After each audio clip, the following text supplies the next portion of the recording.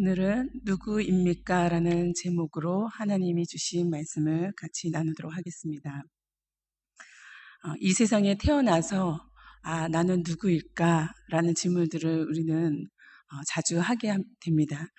나는 누구일까라는 질문을 늘 하면서 또 나는 어떤 일을 하는 사람일까? 무엇을 하기 위해서 이 세상에 왔을까?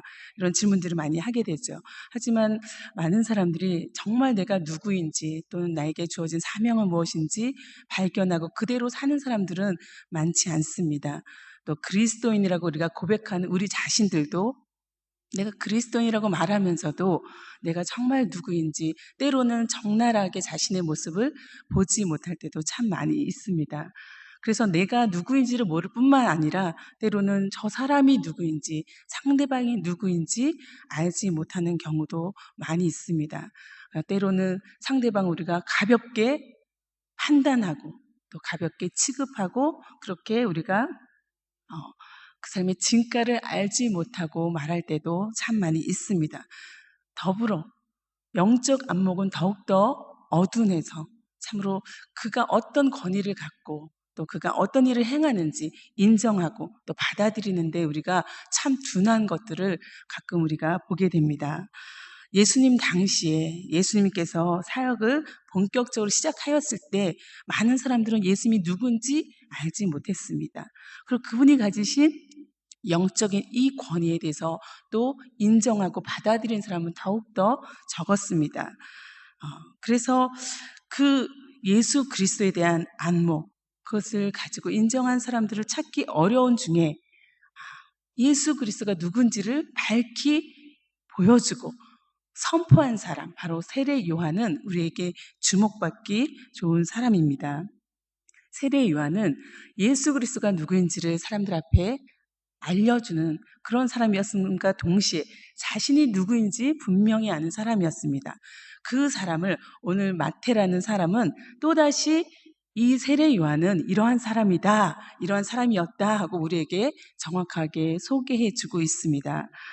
1절부터 6절까지의 말씀은 세례 요한이 어떤 사람인지, 그 사람이 무엇을 하는 사람인지 말씀 가운데 가르쳐 주고 있습니다. 일단 세례 요한은 외적으로는 낙타 옷을 입었고 허리에 가죽띠를 띠고 있고 음식은 메뚜기나 석청, 들꿀과 같은 것을 먹고 사는 평범하지 않은 그런 사람으로 전달됩니다. 근데 중요한 것은 그가 무엇을 하였느냐인데 유대 광야에서 사람들에게 선포하고 또 사람들에게 세례를 주는 일을 하였다는 것입니다. 아마도 그는 광야에서 구별된 삶을 살았던 그런 사람들 중에 하나였을 것이고 어쩌면 우리가 이 사람은 SNF파에 속한 쿰란 공동체에 속한 사람이 아닐까라고 추측하는 그런 선지자로 비춰졌습니다. 그런데 요한은 자기 스스로에 대해서 이렇게 성경에 이해를 하고 있습니다. 나는 메시아가 오기 전에 먼저 와서 그 길을 닦는 사람, 그리고 이사야가 예언한 대로 광야에서 외치는 이의 소리라고 그렇게 자신을 이해하고 있습니다. 그래서 자기가 무엇을 해야 되는지, 어떤 일을 해야 되는지 정확하게 알고 있었습니다. 많은 사람들이 예수 그리스도가 와서 메시아로 설 때 그 메시지를 이해하고 받아들일 수 있도록 그 앞서서 모든 일들을 준비하는 그런 일이 자신의 소명인 것을 알았던 것입니다. 우리가 사해문서라는 걸 들어봤을 것입니다. 1947년에 쿰란 공동체가 그렇게 보존하고 있었던 사해문서가 발견되면서 그 당시 사람들이 얼마나 메시아를 기다리고 또 고대하고 간절히 바랬는지를 알 수 있게 되었습니다. 그 사람들은 거룩한 식사라는 것을 할 때 항상 오실 메시아, 그 메시아가 앉을 자리를, 빈 자리를 준비해 놓았습니다. 그분이 오시면 이 자리에 앉아서 함께 우리와 식사를 하실 분.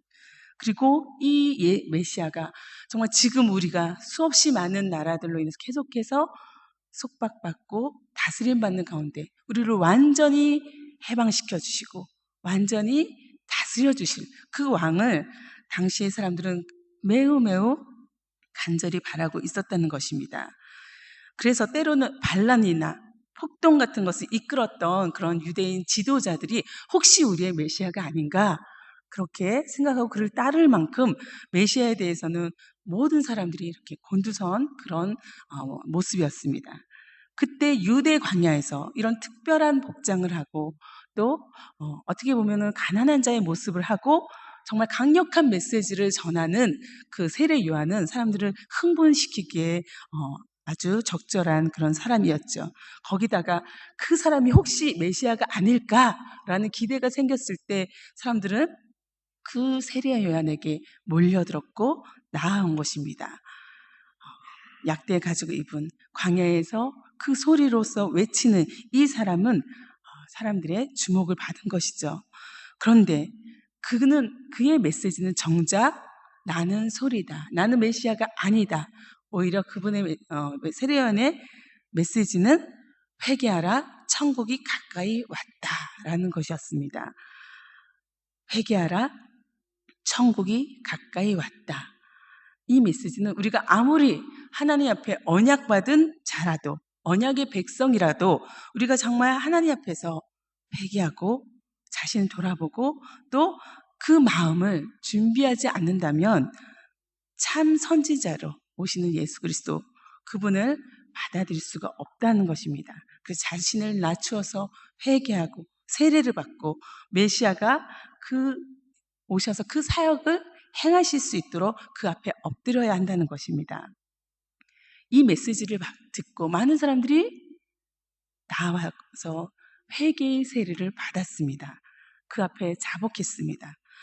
그런데 유독 오늘 말씀 가운데 중요한 부분이 7절에서부터 10절까지 나오는 말씀인데 바리새인들과 사두개인들이 세례를 받으려고 나왔을 때 이 세례원의 반응이 너무도 달랐다는 것입니다. 많은 바리새인들과 사두개인들이 나왔습니다. 그들은 왜 나왔을까요? 근데 왜 세례 요한은 그들의 나아옴을 기뻐하고 와 너희들도 세례 받으러 왔느냐? 그래 내가 세례를 주겠다라고 환영하지 않았을까요? 그것은 우리가 너무도 잘 아는 대로 바리새인들과 사두개인들이 나아온 목적이 회개에 있지 않았기 때문입니다. 메시아에게 있는 것이 아니라 그들은 이 일이 어떻게 된 일인가? 사태를 파악하고 앞으로 어떻게 될 것인지를 엿보기 위한 그들의 마음의 간교함과 그들의 마음에 정직함이 없었기 때문입니다. 간교함으로만 가득 찼다는 것이죠. 그래서 바리새파 사람들 우리가 잘 아는 대로 그들은 구별된 사람으로서 정말 그들이 율법의 기준에 따라 그 규칙과 질서를 존중하고 그대로 살려고 애쓰는 사람이었음에도 불구하고 그들은 지탄받는 사람이 될 것은 자신들이 그 구별되는 것으로 인해서 또 다른 이들을 정죄하는 데 바빴고 다른 이들을 판단하는 데 늘 급급했던 사람들이기 때문입니다. 영적 교만에서 내려올 생각을 절대로 하지 못하는 겸손한 자들이 못 되었기 때문입니다. 그들은 예수 그리스도 메시아에 대한 관심은 있었지만 그것은 관심은 그냥 사람들 앞에 겉으로 드러내는 것에 더 많은 관심이 있었다는 것입니다. 정말 메시아를 기다리고 그 메시아를 통해서 자신이 바뀌는 것에는 도무지 관심이 없는 사람들이었습니다. 사두개파 사람들도 우리가 잘 아는 대로 이들은 오히려 현실에 늘 안주하고 또 그 헬라 문화에 적당히 같이 가면서 그들의 지배하에서 그냥 헬라의 문화대로 헬라 사람들이 사는 대로 그들의 방식대로 그렇게 살아가는 것을 불편해하지 않는 사람들이었습니다. 자신들에게 주어진 이 한정된 시간이 가장 중요하다고 생각했기 때문에 이것을 향유하는 것이 지혜롭다 생각했기 때문에 오히려 갖고 있는 것을 잃는 것이 그들은 더 두려웠던 사람들입니다. 그래서 그들이 세례 받으러 나온 것은 진실로 세례받기 위해서가 아니라 회개하기 위해서가 아니라 세례하는 그 모습들을 관찰하는 것, 남들이 하는 것을 구경하러 온 것이 그들의 목적이었기 때문입니다. 그래서 이 바리새인들과 사두개파 사람들이 그렇게 수없이 나왔을 때 세례요한은 그들을 환영하는 메시지가 아닌 독설로 그들을 맞이할 수밖에 없었습니다.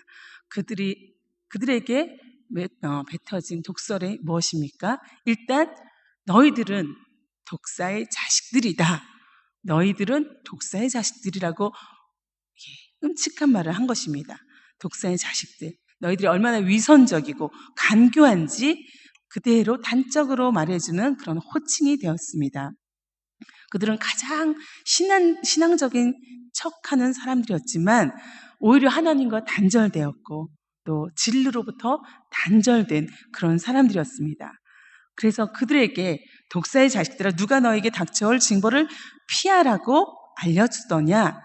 회개에 합당한 열매를 맺어라 라고 명령하고 있습니다. 회개에 합당한 열매를 맺어라. 회개, 우리가 너무 잘 아는 대로 회개는 무엇입니까? 회개는 하나님 앞에서 나 자신을 정직하게 들여다보는 것입니다. 내 안에 죄가 있음을 인정하는 것입니다. 엄숙하고 심각하게 시인하는 것입니다. 그리고 내가 죄인이라는 것을 고백하고 쏟아내는 것입니다. 거기서부터 그 죄로부터 결별을 시작하는 것입니다. 그래서 그 죄의 다스림 가운데 계속 있지 않고 그와 결별해서 돌아서서 죄가 아닌 예수 그리스도의 다스림으로 완전히 그 삶의 방향을 바꾸는 것입니다. 예수 그리스도가 나의 삶을 붙드시고 인도하시고 다스리신다. 이제 죄가 나를 다스리지 못한다 라고 말하는 것, 선포하는 것이 회개인 것입니다. 그리고 그 안에서 하나님 나라의 그 복음대로 기쁨을 누리고 사는 것이 첫 회개의 출발이 되는 것입니다. 그런데 우리가 입술로는 말로는 회개합니다 라고 말하지만 정작 우리는 실제로는 회개하지 않는 여전히 고집스럽고 여전히 죄 가운데 있는 우리의 모습을 보게 된다는 것입니다. 왜냐? 우리의 삶 가운데 회개 열매가 없기 때문입니다. 열매가 무엇입니까? 심겨진 대로 저절로 맺혀진 것입니다. 회개가 내 안에 심겨지면 저절로 내 삶 가운데 회개의 열매들이 언어 가운데, 우리 생각 가운데, 우리 행위 가운데 나타나야 하는데 그런 것이 나타나지 않는다면, 저절로 보여지지 않는다면 회개한 것이 아니죠. 그 열매들로 너가 회개한 것을 보이라고 그렇게 세례요한은 선포하고 있는 것입니다. 그러면서 착각하지 말아라. 너희들은 너희가 아브라함의 자손이라고 착각하지 말아라 라고 그렇게 다시 얘기하고 있는 것은 당시의 이스라엘 사람들 중에 종교 지도자들은 우리들은 유대인이고 우리가 아브라함의 자손이기 때문에 아브라함이 갖고 있는 그 공적, 그것이 우리 후손에게 효력을 미친다고 생각했습니다. 그래서 그들의 자손 중에는 지옥에 갈 사람은 아무도 없다고 그렇게 생각한 것입니다. 착각하지 말라는 것입니다. 내가 아브라함의 자손이기 때문에 저절로 그 공적의 은혜를 받는 게 아니라는 것입니다. 하나님은 돌을 통해서 오히려 어떻게 하신다고요? 9절에 보면은 내가 너에게 이르노니 하나님이 능히 이 돌들로도 아브라함의 자손이 되게 하시리라. 발밑에 있는 돌이든 아니면 발밑에 돌처럼 천하게 여기는 이방인이든 당신의 백성으로 재창조하실 수 있다는 것을 말씀하시면서 너희들의 이 착각에서 벗어나라 말씀합니다. 왜냐? 도끼가 나무 뿌리에 놓여있다. 심판이 곧 닥쳐진다. 그 심판이 예수 그리스도를 통해서 올 것이다 라고 이야기하고 있습니다. 이제 마지막으로 이 독설 끝에 세례요한은 예수 그리스도가 누구인지 계속해서 분명하게 11절, 12절에 말씀하고 있습니다. 예수 그리스도, 내 뒤에 오시지만 그분은 어떤 분입니까? 내 뒤에 오시는 그가 물로 세례가 아니라 성령과 불로 너에게 세례를 베풀 것이다. 손에 키를 들고 자기의 타작마당을 정하게 해서 알곡은 모아서 곳간에 죽정이는 꺼지지 않은 불에 태우실 것이다.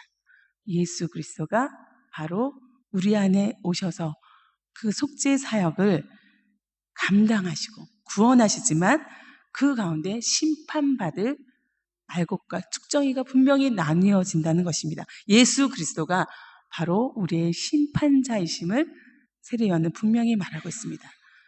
예수 그리스도가 누가 진실로 하나님 앞에 회개하고 하나님의 백성으로 사는 사람인지, 거짓으로 위선된 모습으로 회개한 척, 그리스도인인 척, 하나님의 사람인 척 살았는지 분명하게 우리 앞에서 판가름하실 것이라는 말씀입니다.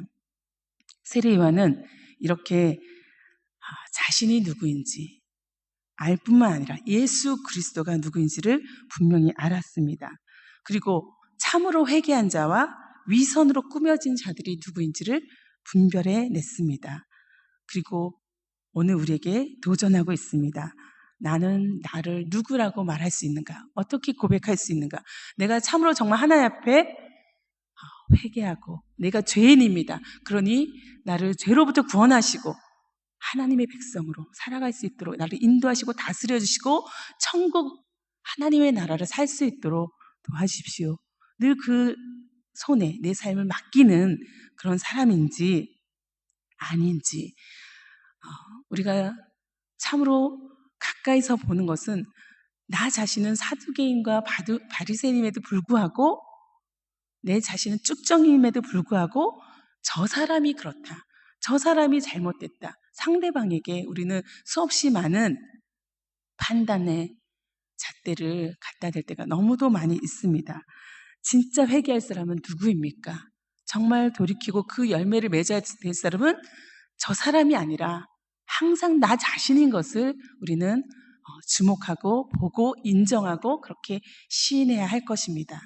칠레 영락교회 안에 저 사람이 아니라 나를 알고 예수 그리스도를 아는 사람들이 더 많아질 때 우리 교회가 하나님의 공동체, 하나님의 나라를 사는 그런 백성들이 될 것입니다. 예수 그리스도가 보이면, 예수 그리스도가 누구인지 알면 내가 누구인지 알 것입니다. 오늘도 예수 그리스도에게 우리가 집중하고 예수 그리스도가 누구십니까? 나에게 누구입니까? 우리 교회에 누구입니까? 어떤 존재입니까? 우리 마음대로, 우리 생각대로, 우리 의지대로, 악한 의도대로 끌려가는 것이 아니라 선하신 하나님께서 예수 그리스도 그 구원의 의지대로 이 교회를 이끄시고 판단하시고 심판하시고 그 뜻을 이루시는 것을 우리가 기대하고 주목하고 보기를 소원합니다. 함께 기도하겠습니다.